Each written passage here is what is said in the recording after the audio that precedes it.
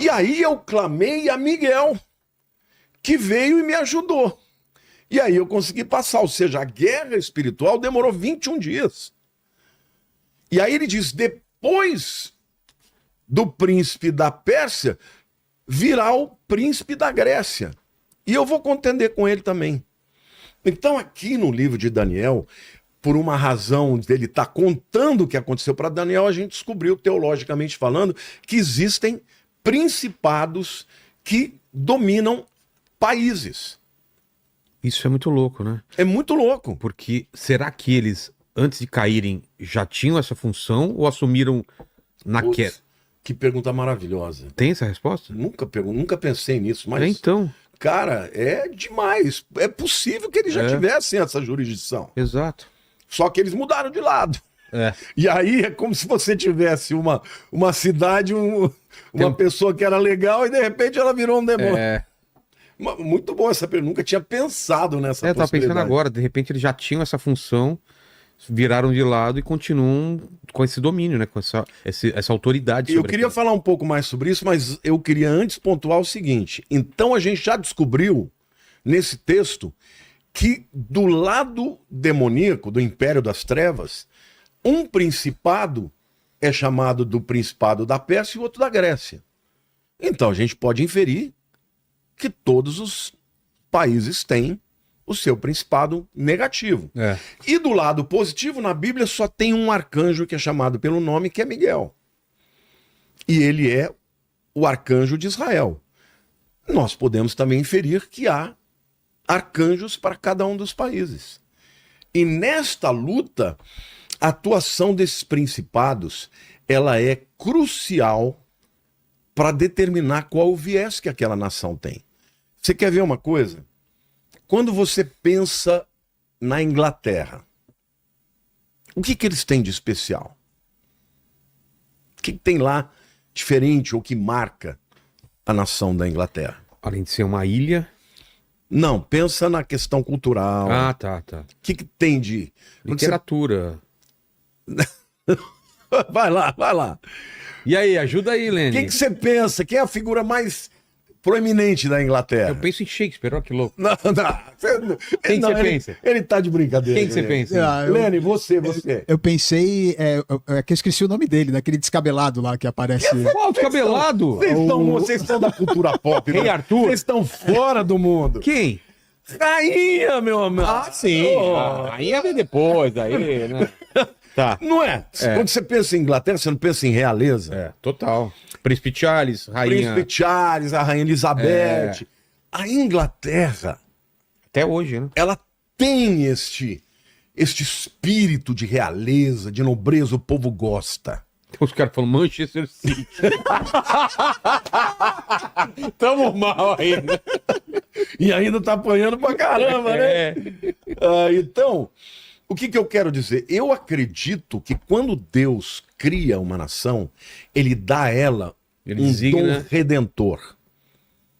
E este príncipe que representa aquela nação é quem empodera aquela nação com este dom redentor. Por exemplo, quando você pensa nos Estados Unidos, qual é a marca dos americanos? Puta, aí é dólar, sonho americano, riqueza, prosperidade. Way of life americano. Não é? Eu acredito que o dom redentor que Deus deu para os americanos é um dom de prosperidade.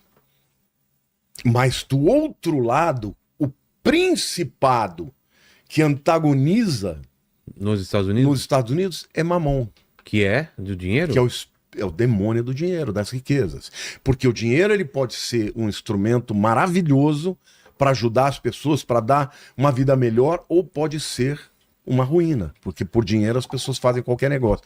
Então, o que eu estou te explicando isso porque cada nação tem um príncipe de Deus, como Miguel é para Israel, mas tem um principado que também atua para antagonizar aquele dom redentivo e gerar naquela nação... E tem uma constante batalha entre eles.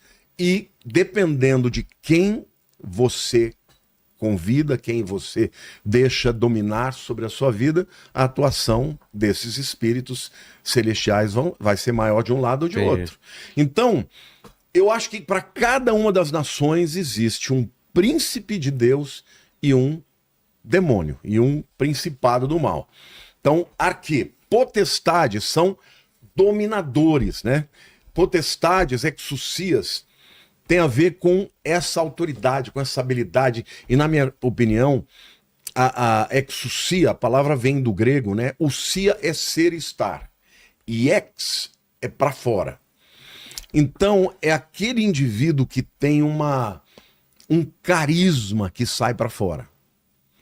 Por exemplo, qual a pessoa mais carismática que você conhece? Jim Carrey é um cara assim. Silvio Santos era um cara carismático. Silvio Santos. O que o carisma faz?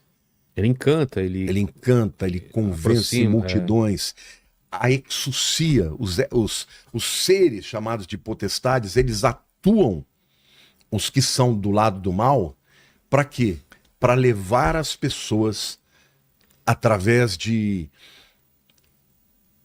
convites que são irresistíveis, de um poder magnético, Então, por exemplo, o dinheiro é uma coisa que atrai demais, o sexo, a beleza, a fama, todas essas áreas são áreas em que as potestades atuam. A televisão, a mídia, eles estão em todas essas áreas. Por quê? Porque qual é o propósito deles? É serem usados para que Satanás seja o senhor das pessoas. Lembrem-se, o que o diabo queria? Ele queria a adoração de todo mundo. Eu vou levar meu trono acima de Deus. Por que eu vou adorar a Deus? Porque eu vou ser o chefe da adoração, se eu posso trazer adoradores para mim. Então, as potestades atuam nestas áreas de influência, né, de encantamento, para que as pessoas se entreguem para os demônios. Por que tantos cantores de sucesso fizeram pacto com o demônio? Porque ele tem esse poder de dar essa fama? Muitos deles não sabem, mas muitos fizeram pacto em troca dessa fama. Como assim não sabem? Fizeram pacto sem saber? Tem gente que começa a, vamos dizer assim, a servir a Satanás, a acreditar nas suas mentiras, usar dos seus meios, nas suas feitiçarias, mas não sabem que quem está lá é o diabo. Entendi. Mas tem gente que não, que faz pacto de sangue, que vai lá para as encruzilhadas. Sabe fala, exatamente o que tá... Me dê... Eu já orei por uma pessoa que ela veio até a mim, ela estava na igreja, entrou na igreja dizendo que estava lá para atrapalhar, depois, né, que ela foi liberta, mas quando eu fui orar por ela, o demônio se manifestou e no fim ela falou assim, olha, eu não tenho jeito, porque eu fiz pacto de sangue com Satanás. Nossa. Eu não tenho mais como ser livre disso. Ela achava que tinha perdido a alma e ela perde? Ela tinha perdido, que não tinha perde mesmo? Não, o sangue de Jesus é mais poderoso, velho. Eu falei, você está enganado, não tem nada que Jesus não possa quebrar. Não tem um sangue mais poderoso do que o de Jesus. Você ofereceu o seu para o diabo, mas eu quero dizer que Jesus ofereceu o dele para você. E aí no final ela falou, então tem jeito para mim? Sim. Aí ela falou, então ora por mim, me ajuda. Quando eu fui orar para ela começar a confessar Jesus e renunciar aos pactos, o demônio veio com tudo, ela é minha, falando grosso, querendo, entendeu? E eu falei, você vai sair, você não vai sair porque não é no meu poder, não é na minha força, mas é no nome do Senhor dos Exércitos, é em nome de Jesus, sai demônio. Ela saiu, o demônio saiu e ela entregou a vida para Cristo. Então assim, alguns cedem a esse encantamento sem saber, outros cedem sabendo que ele vai dar em troca. E essas exousias ou potestades significam isso, esses seres poderosos que atuam na mente das pessoas com encantamento, com engano e tudo mais. Tem alguma pergunta para fazer desse? Tem alguma coisa por enquanto aí, Helene, para a gente seguir aqui? Eu separei umas perguntinhas aqui, rapidinho. Ó, Tem uma pergunta aqui que foi bem interessante, que é do Noel Sobrinho. Não é o papai?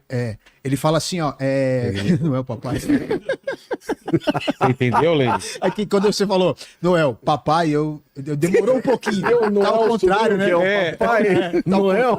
Inverteu a ordem, eu já me perco. Tá. Ó, o Noel, ele tá falando aqui o seguinte, quando Jesus expulsou a legião do Gadareno, e eles pedem para serem mandados aos porcos para se matarem, os demônios queriam experimentar a morte física, ou eles anseiam ou têm inveja do homem a esse ponto? Que é medo do abismo, não é? É Noel, né? Noel. Uma muito boa pergunta dele. Noel é o seguinte: Dá o contexto, né, pra quem não conhece esse o trecho. contexto é o seguinte, Jesus, o contexto até anterior é interessante. Jesus sai de Cafarnaum, que está no norte do Mar da Galileia, e vai para o sudeste do Mar da Galileia, onde está a cidade de Gadara. A cidade de Gadara não era uma cidade dentro do território de Israel, era uma cidade já, uma das Decápolis, das 10 cidades gregas que tinham naquela região. Ali tinha um endemoniado que assustava todo mundo. Ele ficava nas tumbas, no cemitério, e todo mundo que passava, ele ficava arrastando corrente, ele rasgava, rompia as coisas, batia nas pessoas, machucava as pessoas e todo mundo tinha medo dele. Jesus, a Bíblia diz que Jesus vai para o outro lado do lago, ele diz, vamos passar para o outro lado. E de repente acontece um grande temporal. Foi um temporal tão grande, mas tão grande, que o barco ia afundar, porque as ondas estavam entrando e Jesus dormindo. E aí os discípulos acordaram, Jesus falou, Senhor, não se importa que nós vamos morrer? E Jesus vem e repreende a tempestade. Aí eles, uau, quem é esse? Que até os ventos obedecem, até as ondas do mar obedecem. Só interrompendo um pouco, eu queria ser um observador dessas cenas. Imagina o impacto disso. Eu queria ser, não é? Eu já falei muitas vezes, Senhor, você tá vendo eu isso? queria ser uma mosquinha. É, só pra ver a presença desse ser do Jesus. Extraordinária, né? Devia ser ficar. Devia ser uma coisa de. Mas por que houve aquela tempestade? Aquela tempestade, a própria Bíblia diz que não foi uma coisa normal. Era sobrenatural. Era demônios. Eles podem causar uma tempestade? O livro de Hebreus diz, aquele que faz dos seus anjos ventos e tempestade. Os anjos, eles são seres espirituais que atuam na natureza. Eles podem interferir na natureza fazendo tempestades. Entendi. Os demônios também não perderam essa habilidade. Então eles tentaram impedir Jesus de chegar em Gadara.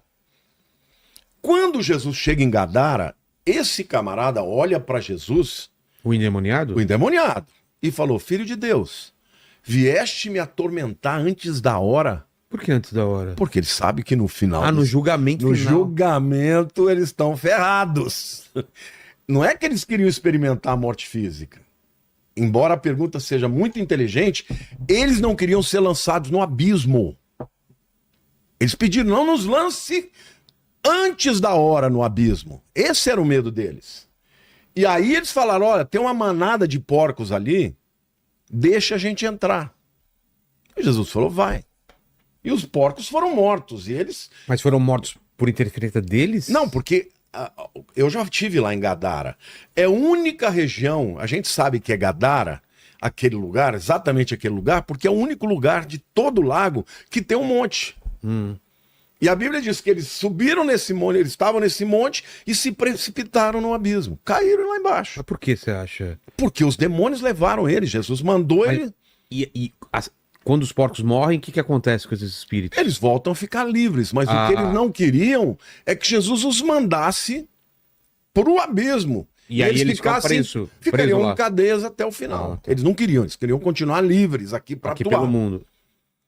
Mas naquele momento a gente vê a autoridade de Jesus, vê o propósito de Jesus, porque ele diz, passemos para o outro lado, e eles passaram. Os discípulos acharam que iam morrer, não morreram. Jesus mandou a tempestade, parou, ela parou.